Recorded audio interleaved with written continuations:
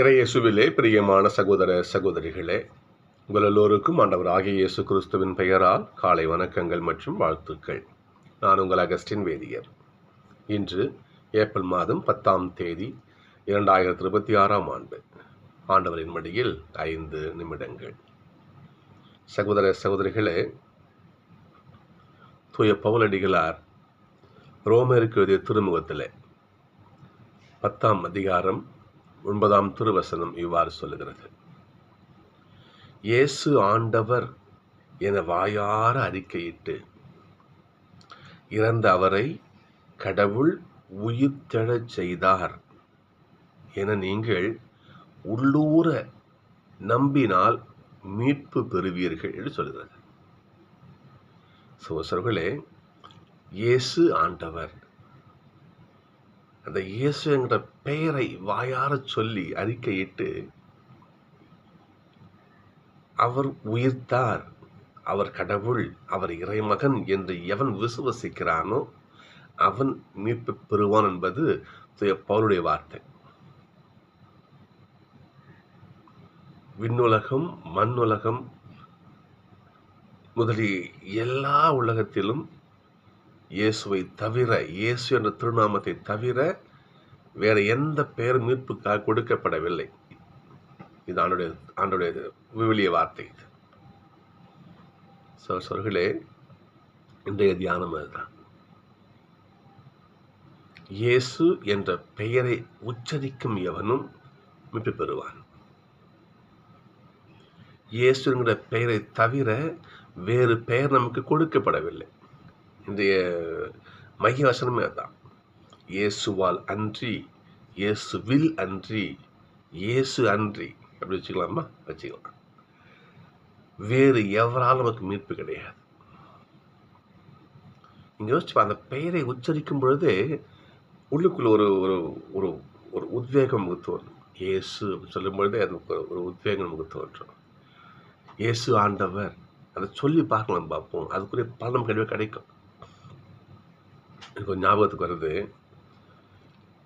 அப்போ வேதியராக படித்து முடிச்சுட்டு கடைசி இருக்க 3 மாதங்கள் எங்களுக்கு களப்பயிற்சிக்காக எங்களுக்கு அனுப்புவாங்க. மிஷன் கோர்ஸ் அப்படின்னு சொல்லுவாங்க. நாங்கள் நேரடியாக பங்குகளுக்கு போயிட்டு நாங்கள் பயிற்சி எடுப்போம். அங்கே இருக்கிற சில பயிற்சி நேரடி பயிற்சிக்கு போவோம்.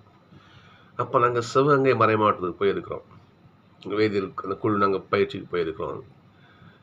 அங்கே போயிட்டு இருக்கும்போது அங்கே இருக்க ஒரு குருவானவர் எங்களுக்கு அங்கே இருக்கிற ஸ்கூலில் மறைக்கல்வி வகுப்புன்னு சொன்னார். எங்களுடைய மறைமாவட்ட ஸ்கூல் அது.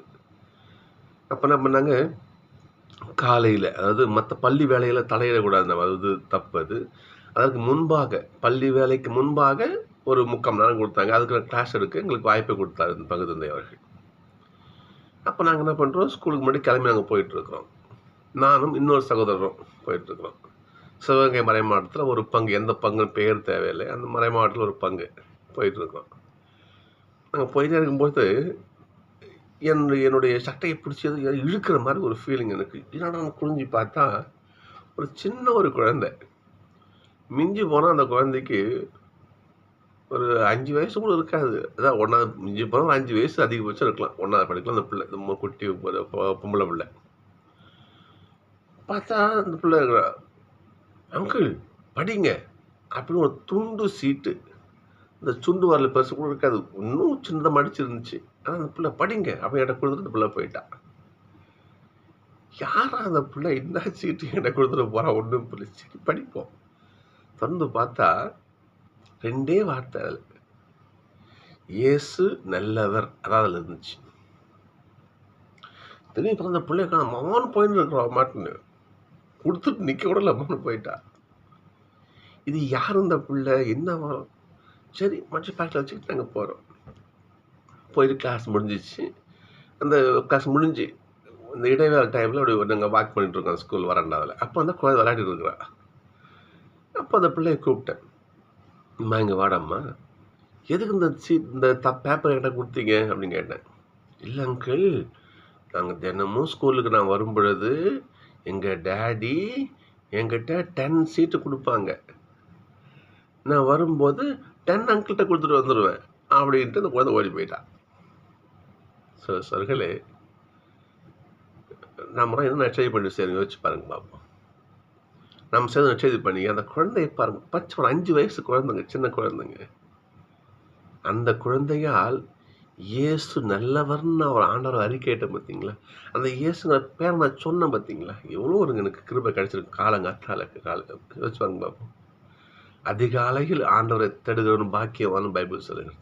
அந்த அதிகாலையில் அவருடைய வார்த்தையை நான் ஆண்டவர் இயேசு நல்லவர்னு அவருடைய பேரை சொன்னேன் பாருங்க நான். அதுக்கு புண்ணியம் எனக்கு உண்டா இல்லையா? அதுக்கு அந்த குழந்தைக்கு காரணமா நான் ஏன் சொல்கிறேன்னா, அது மறக்க முடியாது. இந்த நிகழ்வில் மறக்க முடியாத ஒரு அனுபவமாக நான் ஷேர் பண்ணுறேன் உங்களுக்கு. அந்த இயேசுங்கிற பேரை உச்சரித்து பாருங்களேன். இயேசு என்னும் நாமம் பேசுகின்ற போது என் உள்ளம் மகிழ்வு கொண்டது.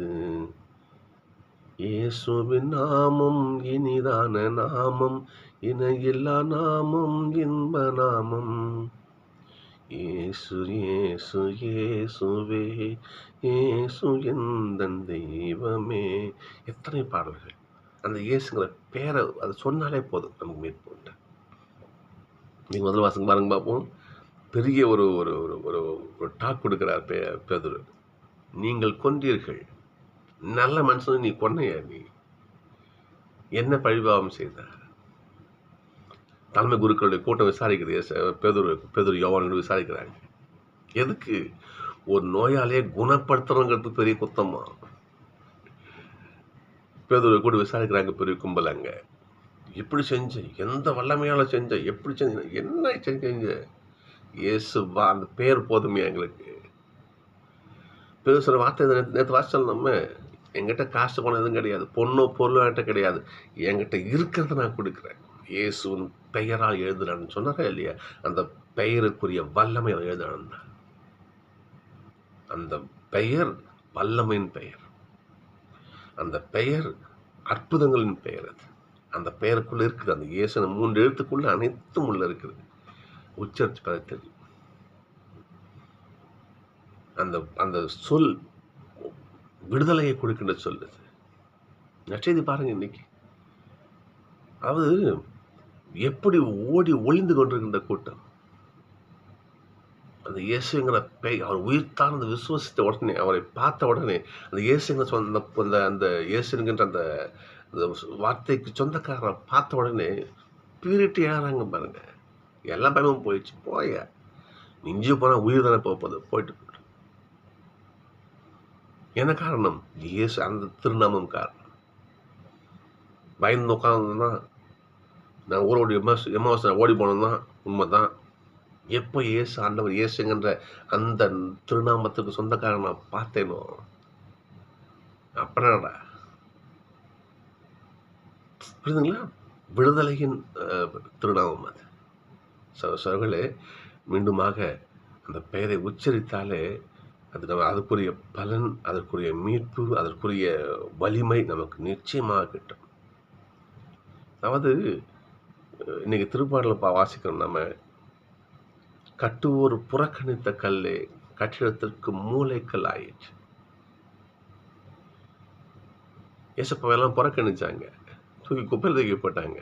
அவன் பெருந்தீனிக்காரன், பேய் பிடிச்சவன், தச்சம், அவனுக்கு பைத்தியம் பிடிச்சிருச்சு, அவன் குடிகாரன் சொன்னாங்க இல்லையா?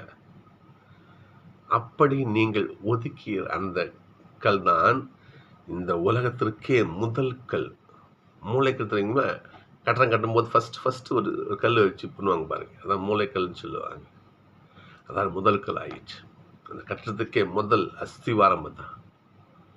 அந்த அஸ்திவாரத்தை எவன் தன்னுள் கொண்டிருக்கிறானோ, அந்த அஸ்திவாரத்தை எவன் முழுமையாக விசுவசிக்கிறானோ, அந்த இயேசுவ திருநாமத்தை எவன் தினமும் உச்சரிக்கிறானோ அவனுக்கு மீட்பு உண்டு. உச்சரித்து பார்ப்போம், உச்சரித்து பாருங்க பார்ப்போம். அந்த வார்த்தையை ஒரு நாள் அவருடைய திருநாமத்தை சொல்லி அவரை புகழ்ந்து பாருங்க. இயேசு நல்லவர்னு சொல்லி பாருங்க பார்ப்போம். நன்மையால் நமக்கு கிட்டும். நீங்கள் என்ன சொல்லி பாருங்க. நான் ஒன்றும் விளையாட்டுக்கு சொல்ல நினைக்கிறேன். சொல்லி பாருங்க. இயேசு நல்லவர், இயேசு வல்லவர், இயேசு மீட்பர், இயேசு ரட்சகர். ஏதோ ஒரு காரியத்துக்கு பாருங்க, இயேசு எனக்கு வெற்றி கொடுப்பவர் சொல்லி பாருங்க பார்ப்போம். நன்மை நமக்கு கிட்டும். சகோதரர்களே, இயேசு என்கின்ற வார்த்தை மீட்பின் சின்னம்.